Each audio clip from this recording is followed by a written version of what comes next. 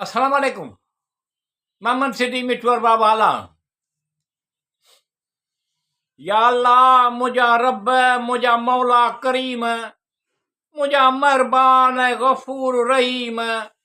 तुंहिंजो ज़िक्र हर दिल जी तस्कीन आहे, तुंहिंजो ध्यानु आराम ग़मगीन आहे। हीननि जे हाल ते रहम कर पिरी प्यारा, हाण जीअ में ज़ोर सहणो न आहे, आंसू में ॾूंटो में आहिनि सभई कम सवला कर, बाजारा बाझ कर, दिल घुरिया मन जा मतलब मिठूअ जा, नेक मक़सद पुॼाए सभे आसूदा हुजूं वास्ते शफ़ीअल मुज़नबी जे, क़ादिर करीम तूं ई रब्बिल आलमीन असांजूं पुॼाए उमेद आस।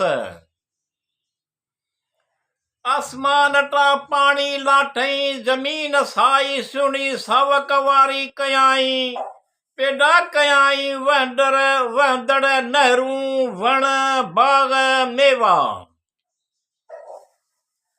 वाह मुझा मौला करीम, सत संग फुटाए ढो, हर एक संग में 100 डाणा उपट बीणी।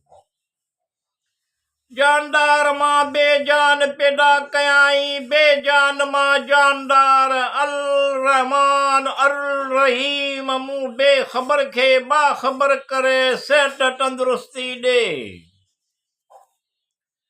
ॾींहं छहनि में 7 ज़मीनूं 7 आसमान पैदा कयाई। अल्लाह ॼाणंदड़ आहे, अल्लाह अकेलो आहे। इरादो कयाई पोइ अर्श खे पैदा करण जो,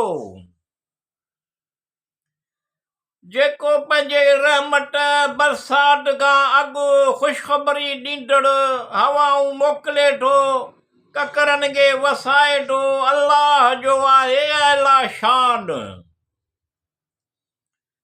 अंगूर ऐं ज़ैतून ऐं ॾाणुनि जा हिक जहिड़ा ऐं मुख़्तलिफ़ क़िस्मनि जा बाग़ आहिनि। उन्हनि जे मेवनि, उन्हनि जे पचण ॾांहुं ॾिसो, बेशक उन्हनि में निशानियूं आहिनि। या अल्लाह रब्बिल आलमीन, उमेदूं आहिनि तो में आसरा। रात खे सुकून बख़्शींदड़ बणायो, जंहिं सिज ऐं चंड वक़्त जे हिसाब लाइ पैदा कयाई, जेके अगराई नथा कनि हिक ॿियनि खां। उन रात ऐं ॾींहं जे अच वञ में, उन्हनि जे घटि वधि में, समुंड में ॿेड़ियुनि सां शयुनि जो हलण, जेके माण्हुनि खे फ़ाइदो ॾियनि थियूं। सभु हम्द अल्लाह लाइ आहिनि, सभु साराह इहो ई आहे जंहिं हलाया ॿ समुंड। ही मिठो आहे तमामु मिठो, ही खारो आहे तमामु कड़ो, ऐं परदो रोकियल आड रखियाई विच में उनजे, जेको महबूद बरहक ऐं मक़सूद मुतलक आहे, जंहिं तारनि खे मुक़ररु फरमायो त जीअं उन्हनि जे ज़रिए ख़ुश्की ऐं समुंड जे ऊंदहि में रस्ता लहो।